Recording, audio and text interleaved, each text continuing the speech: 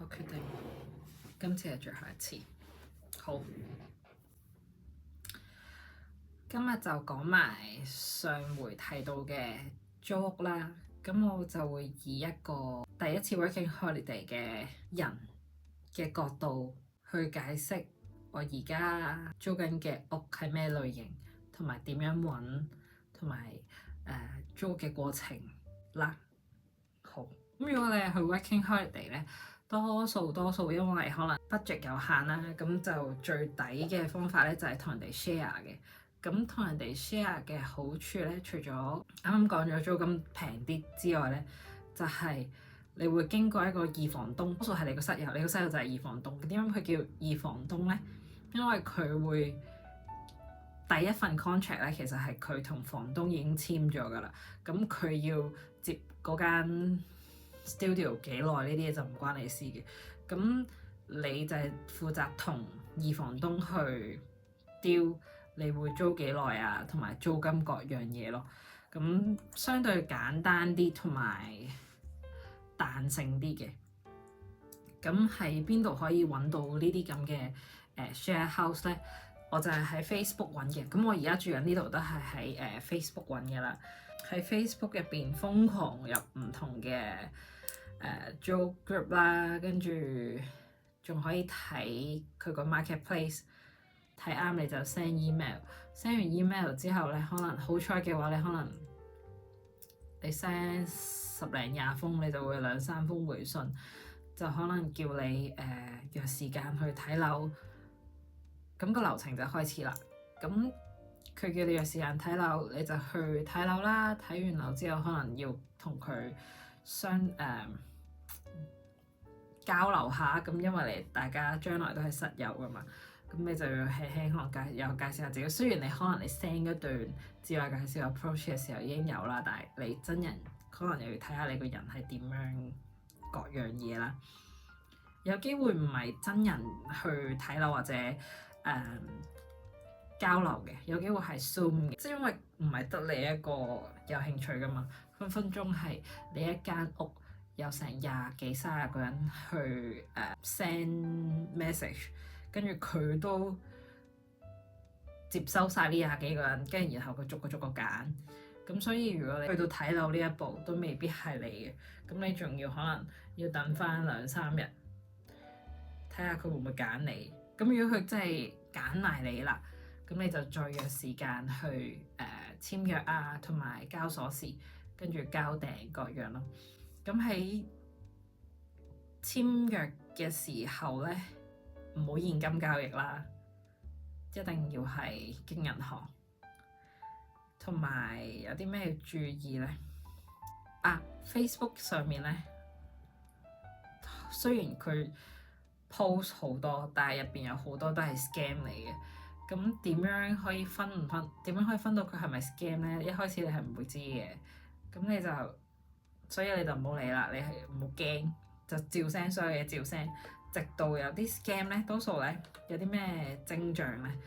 徵兆咧就係佢有啲咧就會覆你email 啦，跟住覆勁大篇嘢，好似問卷咁噶，叫你答晒所有嘢，好似好認真查你家宅咁樣。跟住你就好認真答完之後咧，佢就同你講到好似哇，我睇晒你啲嘢之後咧，我覺得就係你啦，我就係要交間屋俾你啦咁樣。但係因為咧，即係呢啲屋主多數就唔喺荷蘭嘅，佢就話你就將呢個訂金轉去我呢個戶口咁樣咧，我個律師咧就會俾條鎖匙你，同埋俾約你簽㗎啦咁樣。咁你見到呢啲咧就可以直唔使理㗎啦。咁所以之後咧，你可能見得多，你見到佢 send 嗰篇問卷咁嘅嘢，你就知道呢個係 scam，你可以 skip 啦。咁久而久之咧，即係可能你 send 到，即係如果你勤力 send 嘅話，你會發現你一開始喺個 post 度都覺得呢個人怪怪地，你就已經都唔會想 send 嘅。但係我覺得都唔好氣餒嘅，係大競爭又多 scam 嘅，但係其實佢嘅房量其實都多嘅。咁只要你密密睇、密密 send，一定會揾到嘅。跟住第二樣注意嘅嘢咧，就係你要揾你嗰間屋嘅時候，要喺個 post 度睇佢係咪可以 register，因為佢有分兩樣嘅 register 咧，就係可以俾你登記 BSN 啦，咁個 BSN 就係攞嚟我哋之後返工啊或者銀行戶口需要用到嘅。咁有一個就係佢直接寫明佢唔可以 BSN 冇得俾你登記。咁多數呢啲冇得登記嘅咧，佢會係平啲啦，同埋多啲嘅，即係嗰個選擇會多啲嘅。咁如果你計劃嚟荷蘭，其實淨係留4個月嘅話咧，你就可以揀呢啲咯。咁直頭你揾房係相對易啲嘅添，留4個月你就係 RNI 就夠噶啦嘛。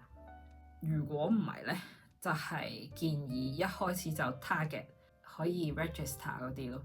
因為佢哋希望咧，多數係6個月起跳嘅。咁我講下我而家住緊呢度啦，佢係喺 Amsterdam 嘅北部，就係 Central 過完之後咧，要搭一個好似天星小輪咁嘅接駁船，但係個距離係勁短嘅。過去呢個北部踩單車，由住呢度踩單車去 Central 嘅話，大概20分鐘。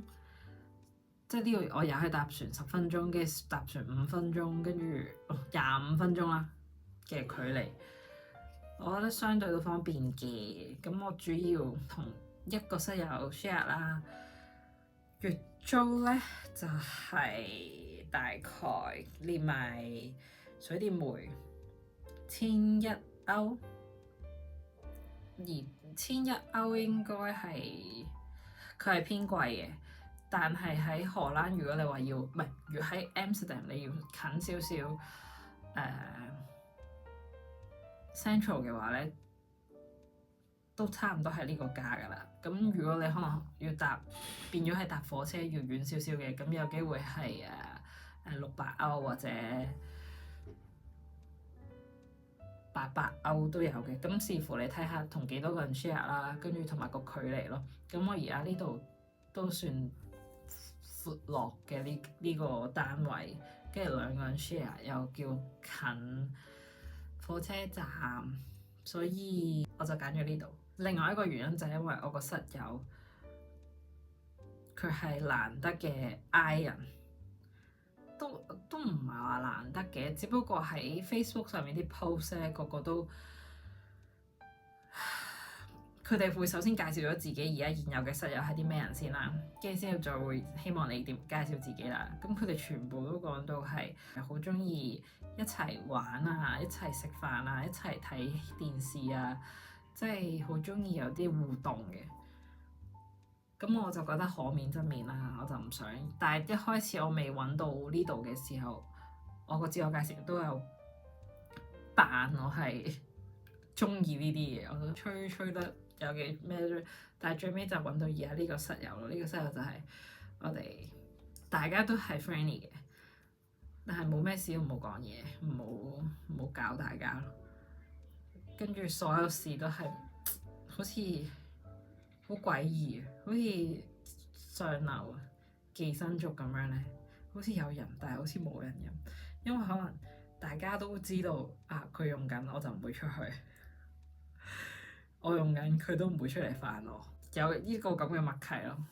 咁我之前都有同人住過嘅，即係同有室友住過，咁我覺得呢個係好處咯，即係叫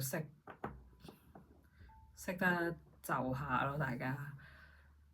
咁如果你本身係冇室友，冇試過同人住嘅，咁就要學下啦。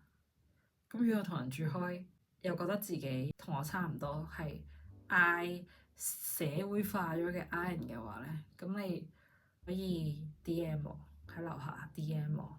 我8月尾就返香港就會走，所以如果你覺得1100 OK 嘅話，可以 DM 我可以介紹你見下呢個室友，睇下會唔會成功。仲有啲咩講？我好似講到一嚿嚿，但我唔理啦。我已經錄咗好多次啦，我呢個都唔知剪唔剪啊。自己消化啦，自己睇完消化啦。總之我覺得荷蘭係值得嚟嘅。唔好因為個租屋聽到個租屋市場咁惡劣而卻步。我覺得係嚟咗先算，最壞你可以去其他 city， 其他 city 應該易好多嘅，但係就會有一個問題，有機會需要識荷蘭文嘅工會多啲，係啦。跟住如果你好似我咁，哇死都一定要去 Amsterdam 嘅，咁你就總之你好似我嗰陣時真係揾到崩潰，人生崩潰，人生最努力，未試過咁努力嘅一次瘋狂 send email， 跟住就揾到呢度啦。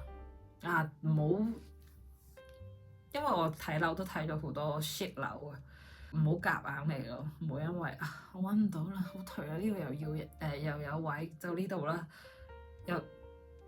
但係嗰啲都真係好 shit 嘅，好地獄，好恐怖嘅，好惡劣嘅，我諗都唔會夾硬到要住嗰度嘅，但係我驚大家如果真係覺得將就得太誇張。但係當然唔好眼角咁高啦，眼角高都會有機會揾唔到嘅。但係有事者有智者，有事者知景色，有智者事景色，我覺得係值得嚟嘅荷蘭。啊，同埋順帶一提就係，如果嚟到荷蘭，即係我唔理你係留1年定係4個月，可能你想踩下單車，揾一間叫 Swapfit 嘅公司啦，你就係月租一架單車咁樣，你就走嘅時候可以俾翻佢。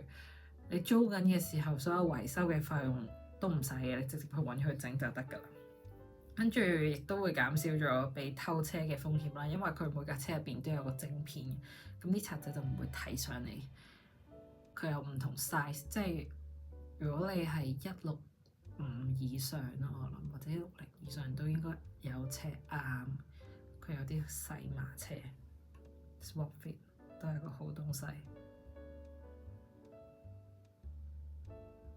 仲有冇呢？